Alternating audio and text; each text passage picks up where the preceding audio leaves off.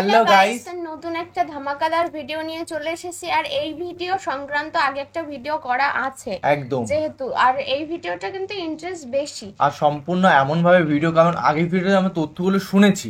আজকে real footage দেখবো যে আয়নাঘরটা কেমন বা কেমন অত্যাচার হতো, বা কয়েদিদের যে অত্যাচার নৃশংসভাবে তারা কি সেইভাবেই যে জীবিত আছে না সেইভাবেই মারা গেছে ওই অবস্থায়। একদম।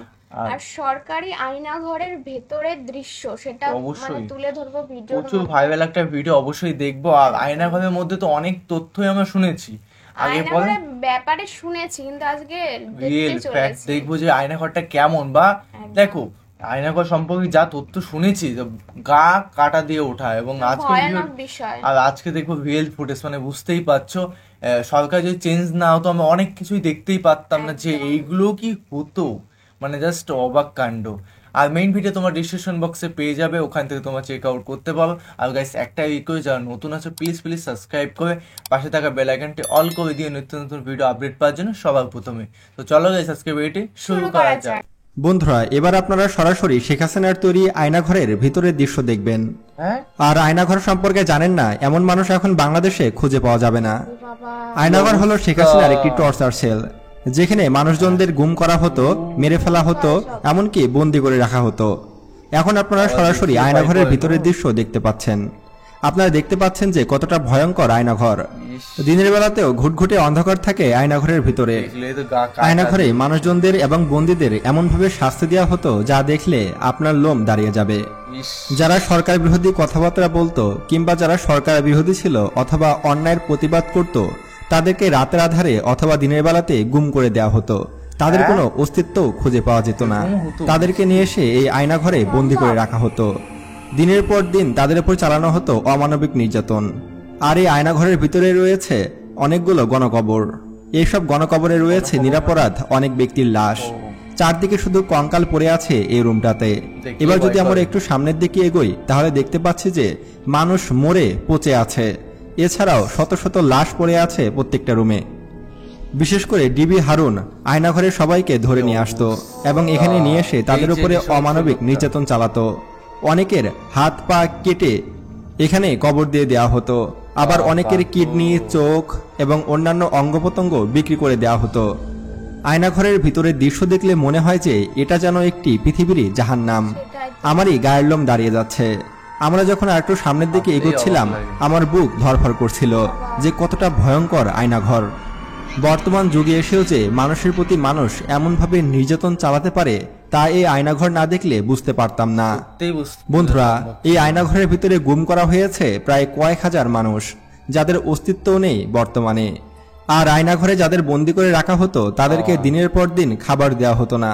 যদিও মাঝে সাঝে খাবার জুটত, সেটা হতো ক্যাকটাসের কাটা অথবা খেজুরের কাটা অথবা ভয়ঙ্কর কোনো খাবার, অথবা পচা বাসি এঁটো খাবার তাদেরকে দেওয়া হতো, যেগুলো খেয়ে অসুস্থ হয়ে পড়তো বন্দিরা। এমনকি তাদের খাবার পানিও দেওয়া হতো না। অনেক কয়েদিরা নিজেরা প্রস্রাব করে নিজেদের প্রস্রাব নিজেরাই খেত। এভাবে তাদের তৃষ্ণা নিবারণ করত। এমনকি কয়েদিদের বন্দি করে তাদের গোপন অঙ্গে ইট বেঁধে দেওয়া হতো, যাতে করে তারা আরো বেশি কষ্ট পায়। এভাবে দিনের পর দিন রাতের পর রাত আয়নাঘরের ভিতরে নির্যাতন চালিয়েছে ডিবি হারুন সহ তার দলবল। আর এদেরকে ক্ষমতা দিয়েছে শেখ হাসিনা। শেখ হাসিনা যে কত বড় স্বৈরশাসক ছিল তা এগুলো দেখলে বোঝা যায়। হাসিনার পালিত কুকুররা এইসব কাজকর্ম করত এখানে। মদ খেয়ে দিনের পর দিন নির্যাতন চালানো হতো এইসব মানুষদেরকে।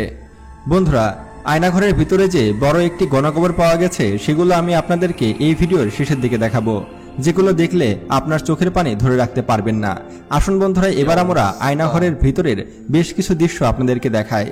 এখন আপনারা দেখতে পাচ্ছেন যে আয়নাঘর কতটা অন্ধকার এবং কতটা গভীর, যেখানে সূর্যের আলো প্রবেশ করে না। এমনকি সাংবাদিক থেকে শুরু করে কাউকেই এর ভিতরে প্রবেশ করতে দেওয়া হতো না। যদি স্বৈরশাসক হাসিনার পতন না ঘটত তাহলে হয়তো আমরা আয়নাঘর সম্পর্কে কিছুই জানতে পারতাম না। সম্প্রতি বাংলাদেশের আয়নাঘরের সামনে অনেক মানুষ আন্দোলন করায় বিনা অপরাধে যারা আয়নাঘরে বন্দী ছিল তাদেরকে মুক্তি দেওয়া হয়েছে। তারা আয়নাঘর থেকে বের হয়ে বলে যে তারা কখনোই এমন কোনো কিছু দেখেনি, এমনকি তারা নিজেরাও জানে না যে তারা কোথায় ছিল।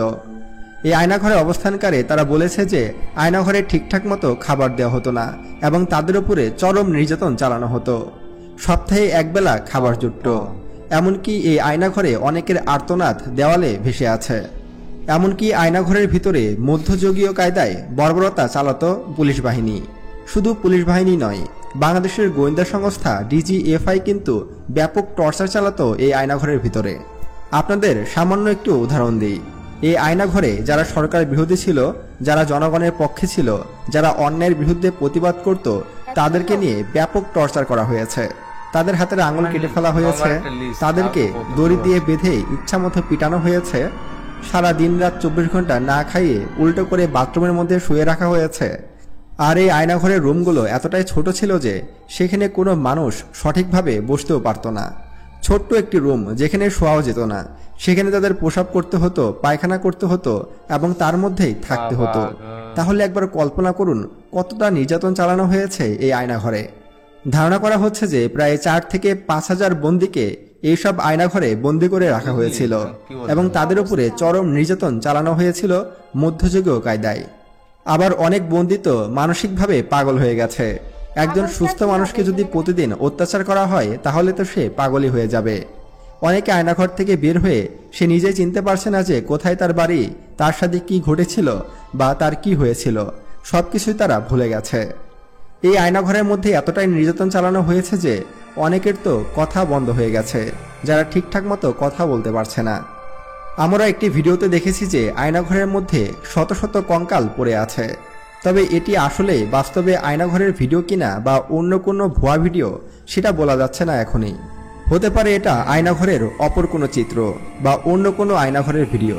তবে আমার মতে এই ভিডিওটি সঠিক নাও হতে পারে। তবে বাস্তবে যে আয়নাঘর কতটা ভয়ঙ্কর ছিল তার বর্ণনা দিয়েছে যারা আয়নাঘরে ছিল তারা। অনেকে তো এখনো কথা বলতে ভয় পাচ্ছে, যদি তাদেরকে আবারও আয়নাঘরে পাঠিয়ে দেওয়া হয়। মানুষ কতটা বিকৃত মস্তিষ্কের হলে তারা এমনটা বলতে পারে তা ভাবা যায়। এই আয়নাঘরকে আমরা চাই যেন গুড়িয়ে দেওয়া হয়, কিংবা বর্তমানে যেসব এমপি মন্ত্রীদেরকে আটক করা হয়েছে তাদের যেন এই আয়নাঘরে বন্দি করা হয়। এটাই আমার দাবি থাকবে। বর্তমান ছাত্র সমাজ কি করছে? তারা কি পারছে না এইসব আওয়ামী লীগ নেতাদেরকে এই আয়নাঘরে বন্দি করতে? তাদেরকেও মধ্যযুগীয় কায়দায় নির্যাতন করা হোক, তাদেরকে একেবারে ফাঁসি দিয়ে দিলে তো শেষই হয়ে গেল। তাদেরকে আমরা ফাঁসি দিতে চাই না, তাদেরকে আমরা তিলে তিলে মারতে চাই। বন্ধুরা, শেখ হাসিনা তো বাংলাদেশ ছেড়ে পালিয়েছে, কিন্তু রয়ে গেছে তার কুলাঙ্গার ছাত্রনেতারা, যাদের দাপটে এতদিন শহরে বের হওয়া যেত না, গ্রাম অঞ্চলেও থাকা যেত না। অবশেষে শেখ হাসিনার পালনের মাধ্যমে আমরা কিন্তু স্বাধীনতা পেয়েছি। আমাদের স্বাধীনতার বয়স কিন্তু 3 দিন। আর এই 3 দিনে যে পরিমাণ জ্বালাও, পোড়াও, আগুন, লুটপাট, গুম, হত্যা, চুরি, রাহাজানি দেখেছি তা হয়তো বিগত 14 বছরেও আমরা দেখিনি। বর্তমানে বাংলাদেশের আইন ব্যবস্থা একদম ভেঙে গেছে। যে যার মতো লুটপাট করছে, যে যার মতো যা ইচ্ছে তাই করছে। আসলে এমন স্বাধীনতা তো আমরা চাইনি। আমরা চেয়েছি সবকিছু একটা নিয়মের মধ্যে আসুক, সবকিছু সৎভাবে হোক, সুষ্ঠুভাবে হোক, বাংলাদেশ আবারও এগিয়ে যাক। কিন্তু আমরা যা দেখতে পাচ্ছি যে বাংলাদেশ হয়তো আরো পিছিয়ে যাবে। এই জাতি যে অসভ্য জাতি আর এই জাতি যে মূর্খ জাতি তা আবারও প্রমাণ করে দিল এই গত 3 দিনের মধ্যে। আমরা স্বাধীনতা চেয়েছি, তার মানে এই নয় যে আমরা জ্বালাও, পোড়াও, হত্যা, গুম, রাহাজানি এসব চেয়েছি। কিন্তু আমরা তো বাঙালি, আমরা তো এসব কাজে ওস্তাদ। এমনকি জাতির জনক বঙ্গবন্ধু শেখ মুজিবুর রহমান, যার জন্য আমাদের বাংলাদেশ স্বাধীন হয়েছে, তাকেও অপমান করতে বাদ দেয়নি আমরা। তার মূর্তি সব ভেঙে ফেলেছে। যেহেতু ইসলামে আছে যে মূর্তি ভাঙা ফরজ, সেহেতু আমাদের মূর্তি ভাঙাটা ঠিক আছে। কিন্তু তার মূর্তির উপরে হিসু করা, তার মূর্তির উপরে জুতা ঝোলানো, এসব কোনো বাঙালি করতে পারে না। তবে সেটা যাই হোক, বাংলাদেশের সাধারণ মানুষের ক্ষতি করা কিন্তু কারো উচিত হচ্ছে না। আমি সম্প্রতি দেখছি যে বাংলাদেশের ডাকাতি, রাহাজানি ইত্যাদি অনেক বেড়ে গিয়েছে। এসবকে সুষ্ঠুভাবে সমাধান করতে হবে। তা না হলে এর দায় কিন্তু ছাত্রদেরকে নিতে হবে। যে ছাত্ররা আন্দোলন করে শেখ হাসিনাকে বাংলাদেশ থেকে তাড়িয়ে দিয়েছে স্বাধীন বাংলাদেশের আশায়, সেই ছাত্রদেরকেই কিন্তু আবার সবকিছু গুছিয়ে নিতে হবে। এখন আমরা স্বাধীন, এখন আমরা চাইলে সবকিছুই করতে পারবো।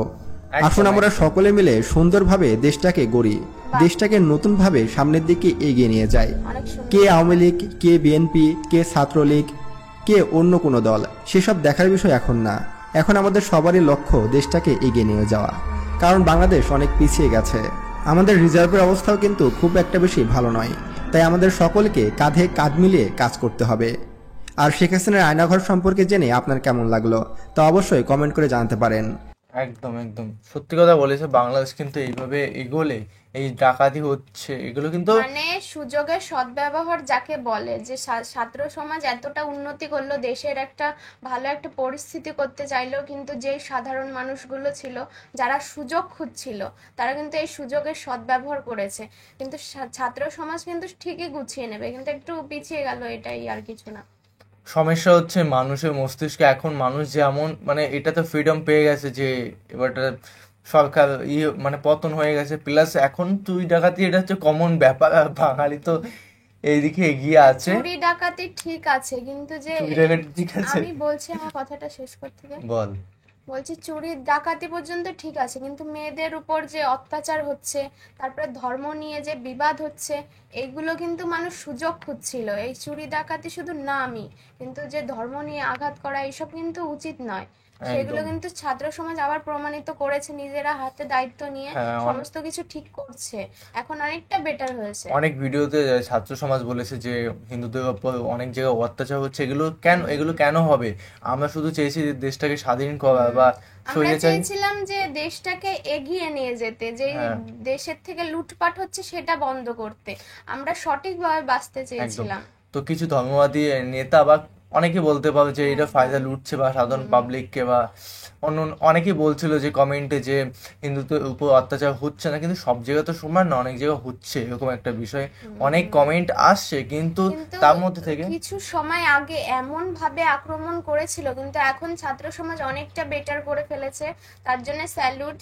আর অনেক ভালো লাগে যে ট্রাফিক পুলিশ নেই যখন, তারা কিন্তু রোদ্রের মধ্যে দাঁড়িয়ে সেই জিনিসগুলো মেনটেন করছে, ভিডিওতে দেখতে পাচ্ছি, বেশ ভালোই লাগছে। হ্যাঁ, অনেকে কমেন্টে বলছিল যারা রাস্তায় যে ট্রাফিক পুলিশ হিসেবে দাঁড়িয়েছিল, তারা বলছিল যে পুলিশ কত মেহনত করে, সেটা আমরা না করলে বুঝতাম না যে পুলিশ কতটা কষ্টের মধ্যে দিয়ে তারপরে যে সমস্ত ক্ষয়ক্ষতি হয়েছে সেগুলো ফেরত নেওয়ার দায়িত্ব ছাত্রদের, পরিষ্কার করার দায়িত্ব ছাত্রদের, আর সাধারণ মানুষ কি করছে? ছাত্ররা এত কিছু করছে, ইয়ং জেনারেশন বলে কথা। তো চলো গাইস, নতুন একটা ফ্রেশ ভিডিওতে দেখা হবে। সাবস্ক্রাইব যদি না করে থাকো প্লিজ সাবস্ক্রাইব করে দিও।